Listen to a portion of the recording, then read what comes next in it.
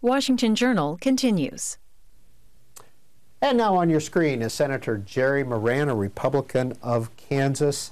He is here to talk about congressional issues, primarily the payroll tax cut. Senator Moran, do the Republicans have a position on the payroll tax cut issue? I think it's probably hard to say that Republicans as a party or as a Senate caucus have a position. And certainly there is a Republican plan and a Democrat plan, both voted on recently, both defeated, both needing the threshold of 60 votes, neither one getting them. So I think there's disagreement as to what the next step should be and what we ought to do with the payroll tax holiday. I would say that my best guess is, if we're going to prognosticate about how this issue develops, is that there will be a payroll tax holiday as part of a package, a bigger, broader package of legislation that will ultimately pass the House, Senate, and presumably be signed by the President. So while the Senate failed to pass anything last week, I don't think this issue is over. In fact, it's timely that we're talking about it. Why are you calling it a holiday? Well, I guess I should explain. To me, that's the way it's been described, so it's someone else's words, not mine. But what we're talking about here is that every employer, every employee pays into, out of their paycheck, the Social Security and Medicare trust fund, known as FICA taxes.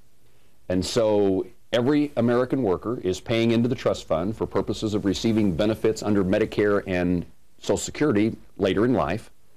And the holiday suggests that we're going to take an absence, step away from making those payments, and give the taxpayer an opportunity for this break from paying those taxes.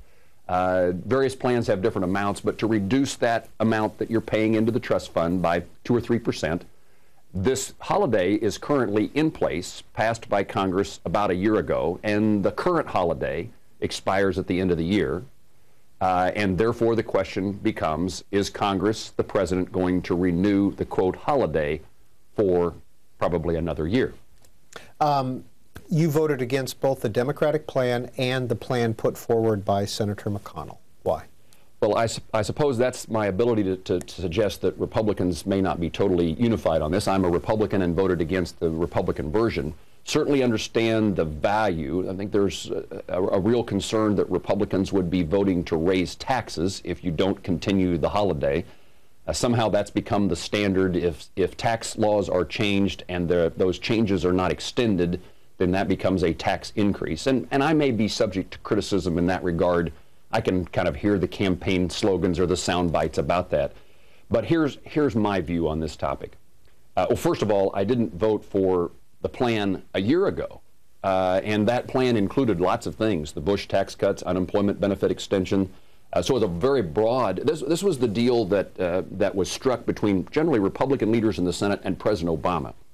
And so while President Obama is now talking about eliminating the Bush tax cuts, he actually was a partner in the effort to extend the Bush tax cuts, but at the same time create a holiday, a reduction in the amount of money that everyday working Americans are paying into the Social Security Trust Fund.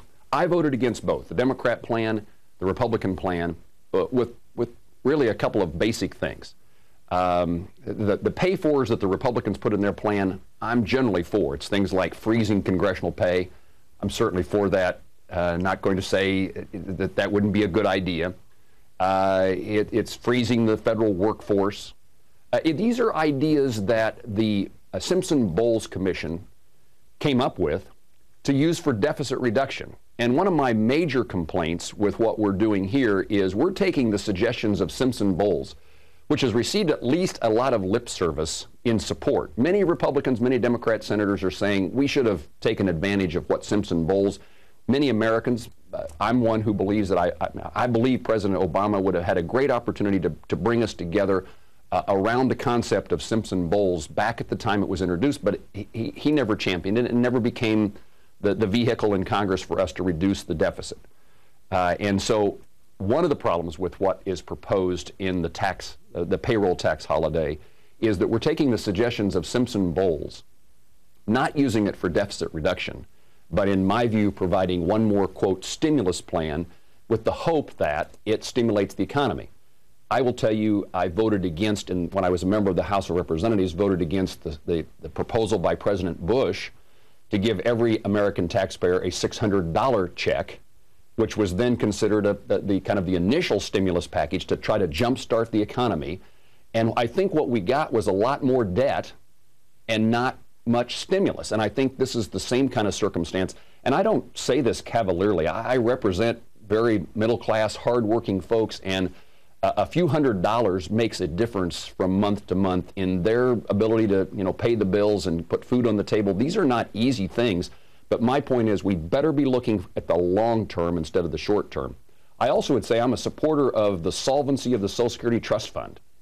And taking money out of the Social Security Trust Fund when we know it's on a path to not having enough revenue to pay the benefits in the future is another mistake. I would think people who are strong supporters of the solvency of Social Security and want to see that all Americans get the benefits that they are entitled to under Social Security would say this is a bad idea to take money out of the trust fund. And historically, the Social Security Trust Fund and Social Security has kind of been off limits politically because it was self-funded. Taxpayers were paying this money into the FICA, paying FICA taxes into the trust fund.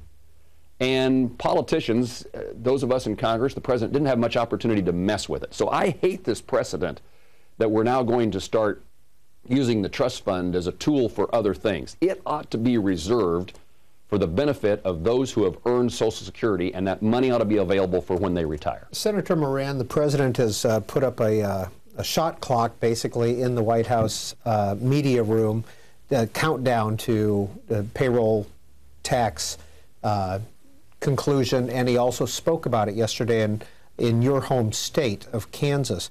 Has he played this issue well politically?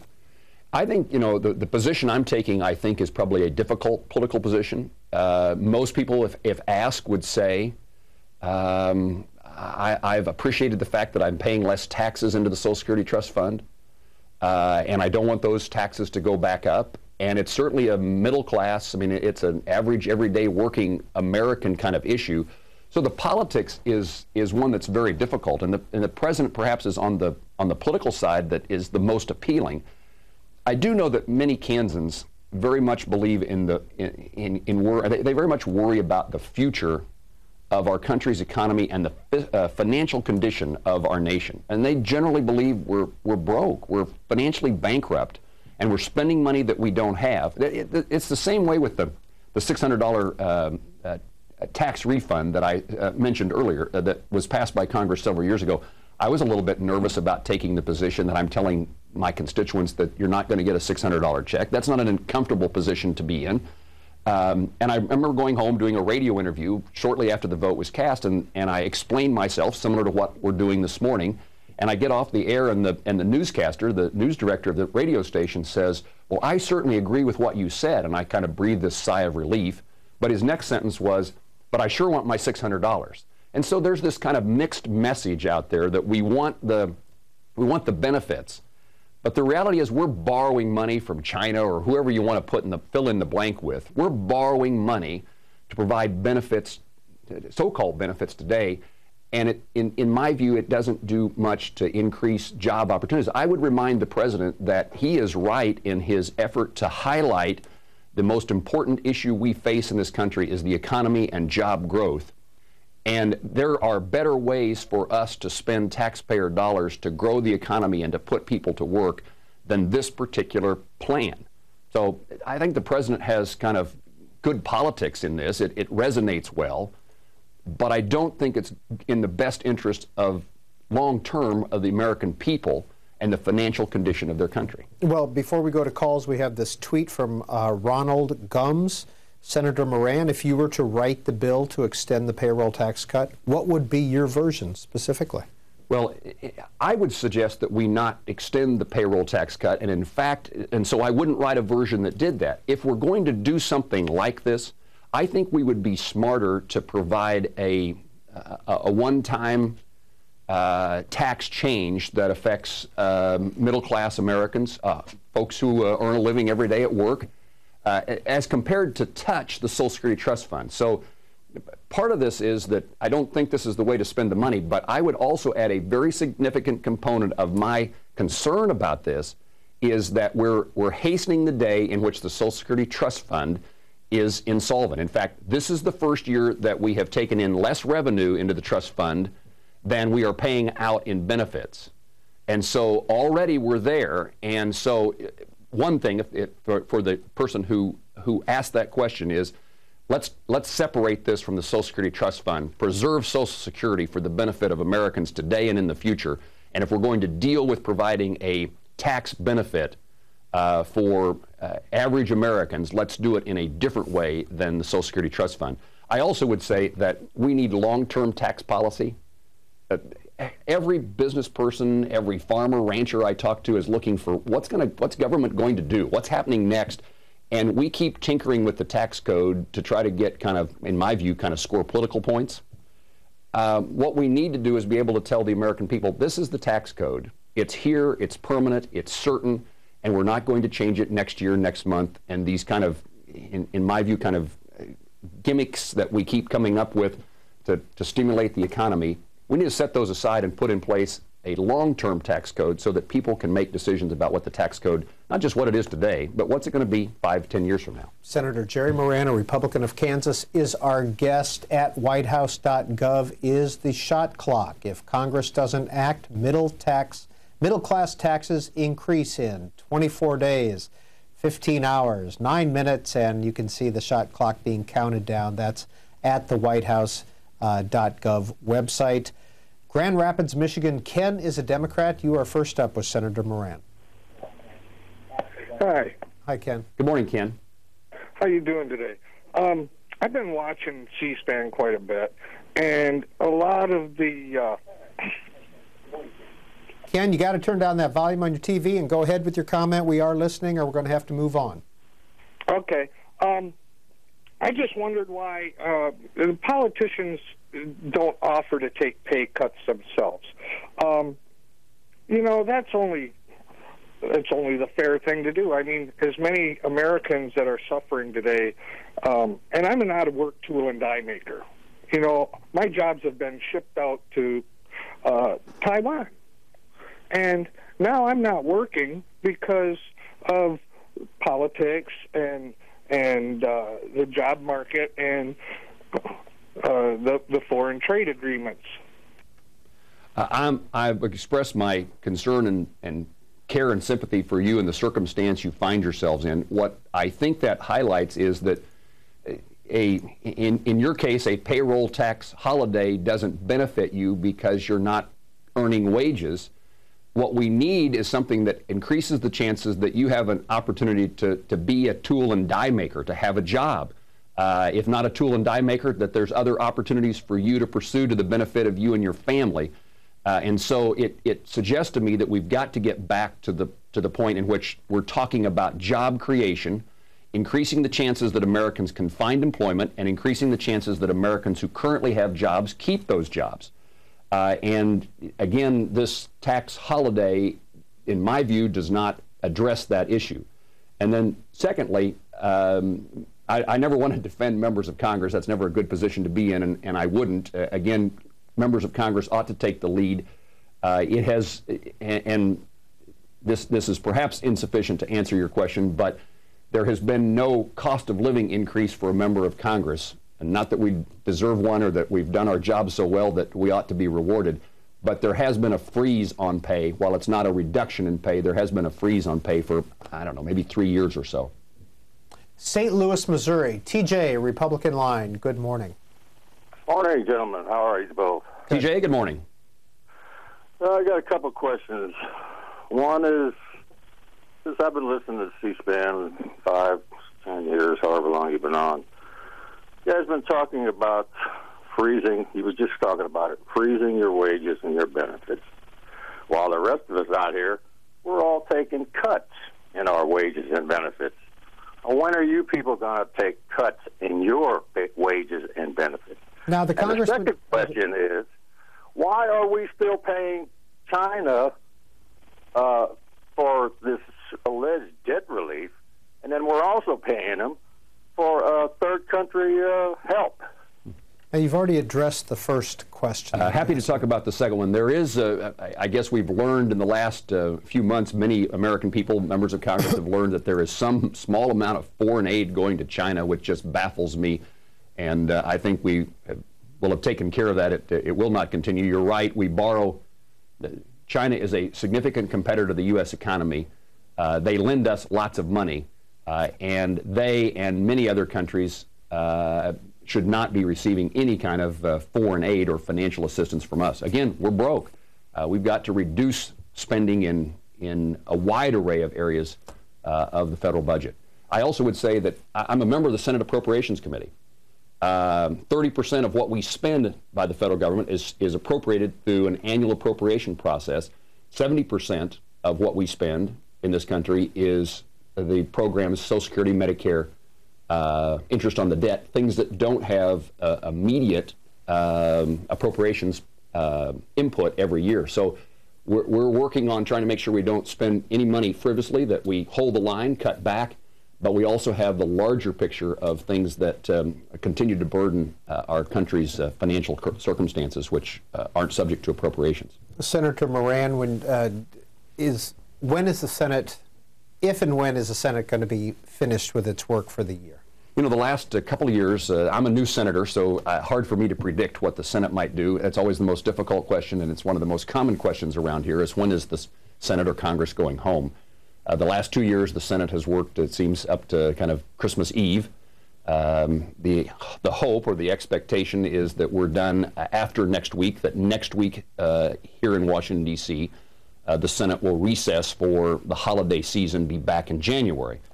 All of that is determined by the issue that we're talking about today and a broader issue of funding the federal government into 2012, either by a continuing resolution or by a so-called omnibus spending bill. And those may be lumped together. There will be a couple of big packages of legislation that have to be passed before Congress can recess, and a lot of talk about what will the House, particularly the House Republicans, perhaps the new Republicans in the House, what's their willingness to come together to pass either one of those packages so that Congress can then recess for the Christmas, for the holiday season, only to return in January. So there's been talk about a continuing resolution that would fund the Congress through the entire fiscal year of next year. This is an embarrassment. I've never been a member, while I've been in Congress, never been a member of the Appropriations Committee. I've been one now for the last 11 months. We ought to pass a budget every year. It's now been hundreds of days since the Senate has passed a budget. Every city, county, school board in Kansas and across the nation passes a budget every year, figures out what the parameters of spending are, and then what should happen in Congress is, and what's happened in my early days in the House of Representatives, we actually passed appropriation bills, usually 13 of them, that filled in the blanks within that budget. And there is, that has not happened. And so the options we have for funding the federal government, the fiscal year started on October the 1st, and we're still talking about what the appropriation bills should be for the fiscal year that we're in. So we're now 3 months into the new fiscal year, and we still don't have a budget, and we still don't have appropriation bills passed. I should say, except for three. 3 out of the 12 or 13 have been approved. The rest are pending. And the issue then is, do we pass what's in Washington, D.C., these words have become so common, a continuing resolution, which funds the federal government at its current level into the future to a date certain. That's what we're operating under now. It expires, I don't know, December the 16th.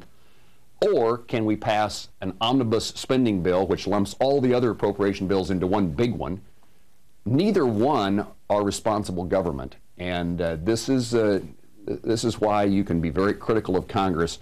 We're dysfunctional. I understand that we're supposed to have difference of opinion on the big picture items, but we ought to be able to have a consensus on how to operate the federal government from year to year and be able to pass the basic requirements of a budget and appropriation bills. We haven't done it. Next call for Senator Moran comes from Cincinnati. Gary on our independent line. Good morning. Yes, good morning. I was watching yesterday, and my question is the Democratic gentleman yesterday, I wish I remembered his name, spoke on the same subject, and he said that Obama, for the last tax break that we got, was he had to pay for that one, so none of the money was changing that was going into Social Security. So I'm wondering if he was lying about the last year, or you misinformed, and then would that mean he's got to pay for the next one? And then I'd also like to say, I've been a welder my whole working life. I'm 36 years old, and I've been laid off when I got hurt, right? So I had to file Social Security because there's no easy way to get any kind of medical help in this country, right? But yet we can fly a little girl from Hades over, you know what I mean? Fly her to a aircraft carrier, get her, you know, where she'll live, but then we'll fly her all the way to America to give her skin grafts when, you know, regular tax-paying citizens can't get an emergency. I asked, when I went to Social Security to file, I asked for emergency, you know, help for Medicare. No, you got to file all the way. All right. Senator Moran? The point that you make in your first one, the previous guest, the guest of yesterday, was not lying. There are so-called pay-fors in both the Republican and Democrat versions of the bill.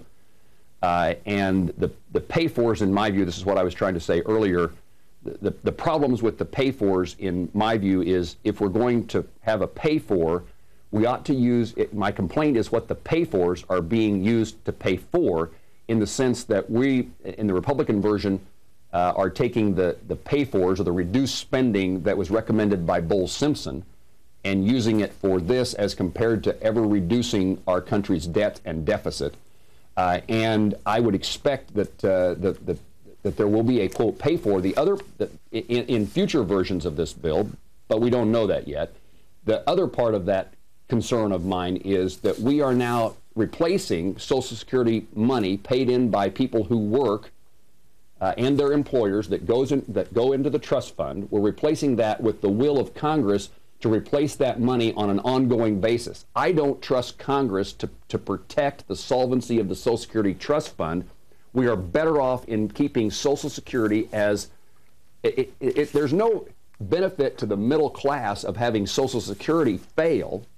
Social Security, you needed it, and it was available, at least to some degree in your circumstance, and we need to make certain that funding of Social Security doesn't become a whim of Congress as compared to the ongoing, everyday American worker and their employer who contribute to the Social Security Trust Fund.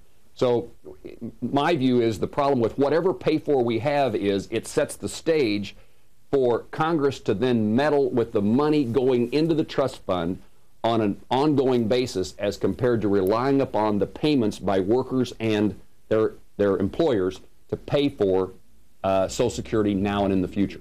Senator Moran is in his first term in the U.S. Senate, served for 7 terms in the U.S. House, and 8 years in the Kansas State Senate as well, including 2 as Majority Leader.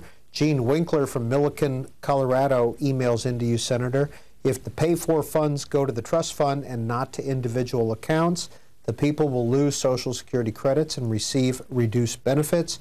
Congress will then raid the trust fund of the pay-for funds and give us another IOU. Isn't this just paving the way for Wall Street's privatization of Social Security? The concerns that email raises, the gentleman from Colorado, very much reflect in part of what I've been trying to say, and maybe he or she has said it better. Maybe she has said it better than I have, but that sets the stage for it hastens the day, it creates more political involvement and greater uncertainty for the solvency of the Social Security Trust Fund.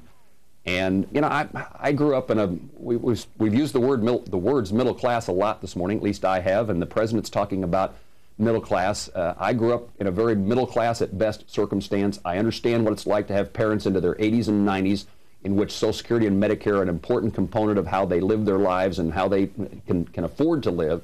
And it seems to me that there is a lot at risk here if we continue to tinker with the Social Security Trust Fund. I don't want to sound like we're pure already, because one of the problems, our country would be so much better off and Social Security would have a much brighter future if previous Congresses had not borrowed money, previous Congresses and presidents had not borrowed money from the Social Security Trust Fund to use for general government spending, what Jean is outlining in her suggestion. Next call for Senator Moran comes from Big Bear City, California. Guy, you're on the line, Democrat. Yes, I'm on disability, state disability, and my check has been cut in half. And I feel privileged that I still have a check. It is now down to $61 a month. And can you tell me how much tax did General Electric pay? What I've read, the question I believe is what tax did General Electric pay? What I've read in the press accounts is that General Electric paid no taxes. And we ought not, in my view, have I would never defend that. We ought not have a tax code in which those in that circumstance, those companies in that circumstance, pay no taxes. We all need skin in the game here. And I do believe this is an area in which Republicans and Democrats ought to be able to come together, although I've said that on other issues that we have not. In fact, I'm amazed that we couldn't come up with $1.2 trillion. I'm totally discouraged, disappointed. I never want to be discouraged. We want to be optimistic about our future, but I'm disappointed that the Select Committee was unable to find even $1.2 trillion. While that's lots of money, in the overall budget of the United States, it's a very modest amount, and I predicted that we should have been, certainly indicated we should have been able to do that, surprised, disappointed that we couldn't. Same way on this issue of the taxes, and I think this is an area in which Republicans and Democrats have the opportunity now to come together and get rid of the loopholes, the special treatment, especially for what we've got to eliminate, in my view, and this gets back perhaps to the middle class discussion, is people who have special access to members of Congress and get special treatment that benefits a very narrow few need to be eliminated from the tax code. Next call for the senator comes from Naples, Florida. Craig, on our Republican line, good morning to you. Well, good morning, and thank you for taking my call. I'll make this quick. I just have a few bullet points for the senator, and thank you for the senator for coming on the show. You're welcome. As far as this debt reduction here, I do believe in a flat corporate tax for the people that have made their gains on the privilege of selling their products to the United States public. And there should be a flat tax, I think, that would also help other companies come back to the United States to be more productive and move their companies back inside the United States borders. The other thing is I hear a lot of people talking about they're hurting everything. Well, you know what? Again, one of your callers had mentioned, congressional pay. Congressional pay should be based solely on the gross domestic product. Some of these people in Congress really could probably do without the pay. Where's the good faith effort to see these people be patriotic towards their country and take a pay cut? It does seem like there's a theme here among our callers in regard to congressional pay, which we've kind of talked about. I'd like to pick up on one of the comments that the caller from Florida indicated. Senator Warner of Virginia, a Democrat, and I are soon to introduce legislation that we believe is important to jumpstart the U.S. economy. If you want to help middle-class folks across the country, again, it is the job creation, the opportunity to find employment, to pursue their dreams. And we're based upon research done by the Kauffman Foundation, which is a very serious academic think tank that has very practical applications. They've made recommendations on how we can jumpstart the economy by creating a greater opportunity for entrepreneurs and small business men and women to start a business in this country. And that's where the job growth has occurred in the past. We know historically that's what's been of great benefit. If we're going to compete in a global economy, we need to have an entrepreneur environment in which people who have ideas can get the capital, know what the regulatory environment's going to be, can access the employees that are high-tech, that we can encourage people who have interest and entrepreneurial abilities to come and stay in the United States, that people who have PhDs in science and engineering and mathematics can come and stay in the United States and use their talents and skills and intellect here and create some competition among states to create policies that encourage entrepreneurship. And it is the place that, in my view, as I said earlier, I was discouraged by our inability to reduce government spending. The other way that we can help pay down the national debt is to grow the economy, and we get the the tremendous benefits of putting people to work, paying for their food on their family's table, their kids' college education, saving for retirement. Job creation ought to be still front and center. And it affects every American, and it has nothing to do with kind of the debate about classes in this country, about economic class. Everybody ought to have the opportunity to pursue the American dream, and in the process of pursuing their dream, put people to work.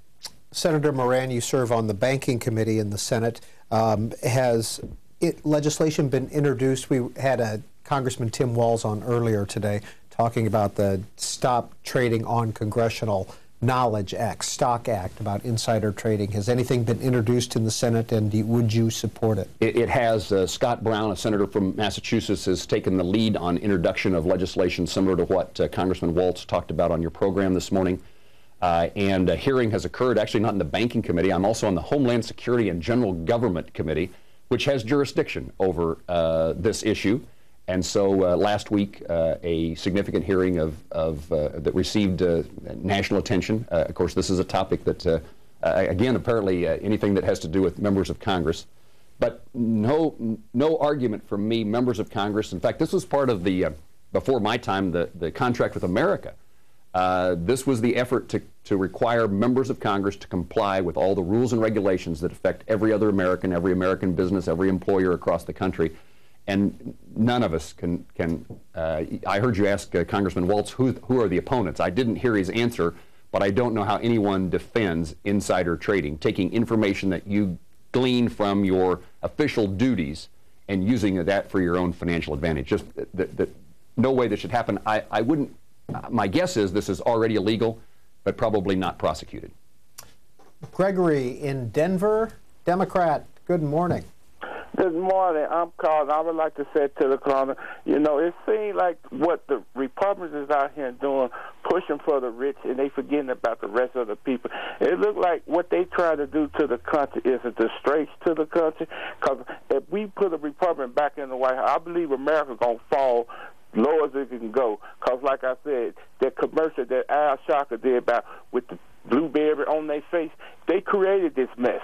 And for them not to stand up and try to work with this president on nothing and keep saying no to everything, but they want to get tax breaks to the rich.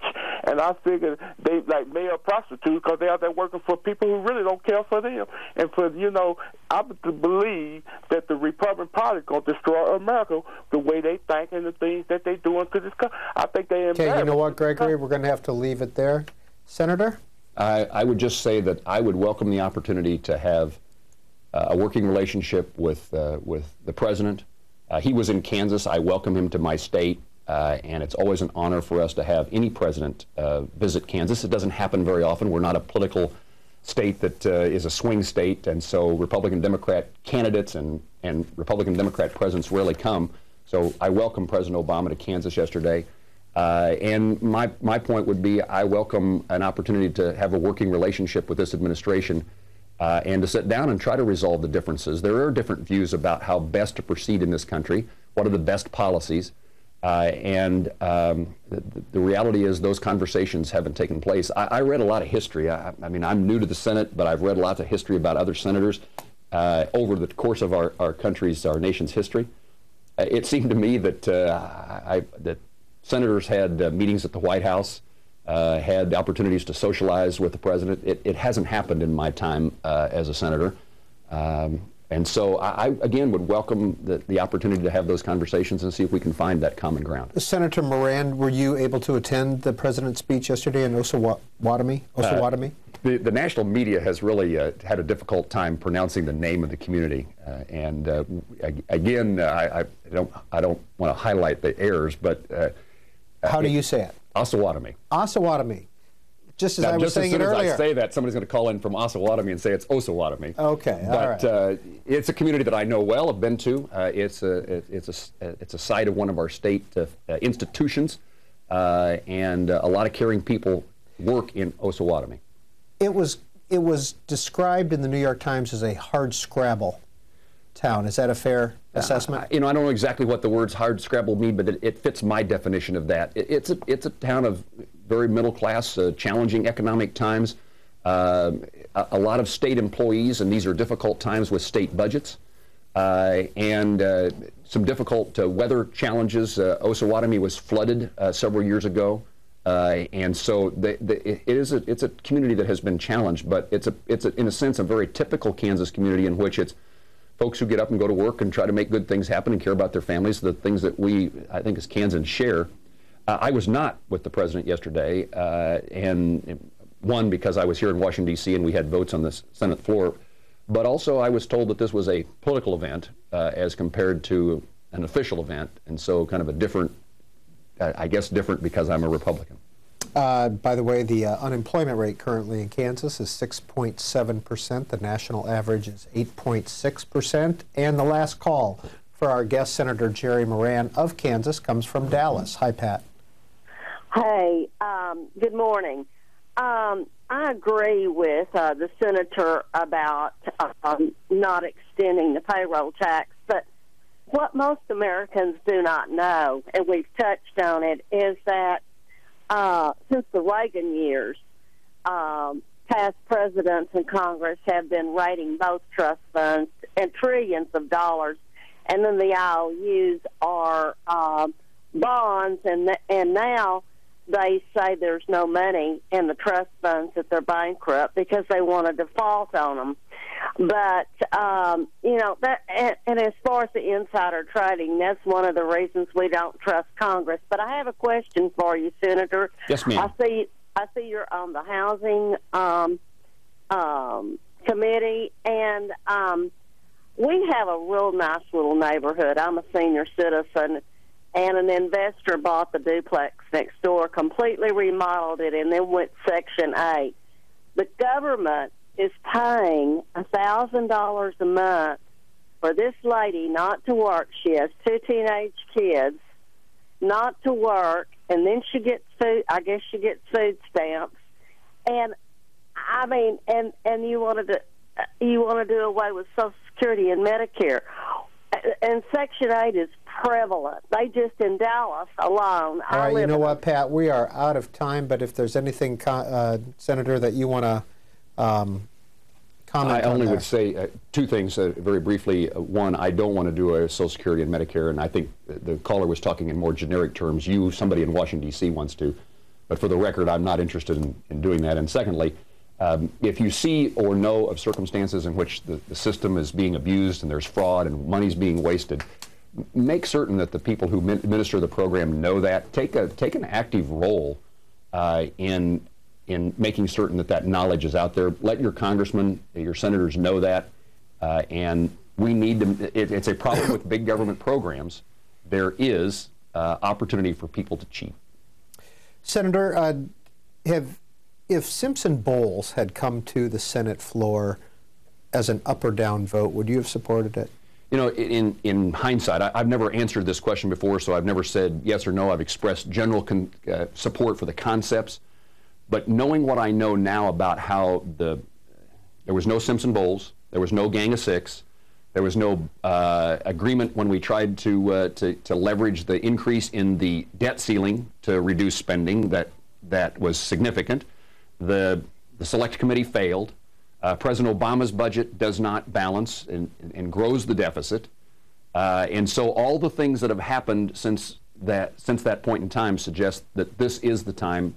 It's the concept that you support. Bring us all together over something that is not perfect in everybody's. None of us would say this is exactly what we do, but we can't use that as an excuse for not getting something done on what I think is this seminal issue of our time is, are we going to live within our means? Are we going to get our financial house in order? And the consequences of failing to do that, what that means to everyday Americans and their ability to have a job, keep a job, get a job, and our kids and grandkids to pursue the American dream. And finally, have you endorsed in the Republican presidential? I have not. I wondered if you'd ask that question, and I have no plans to endorse. That's not my nature. Senator Jerry Moran, a Republican of Kansas, thanks for being on the Washington Journal. My pleasure, Peter. Thank you. About 45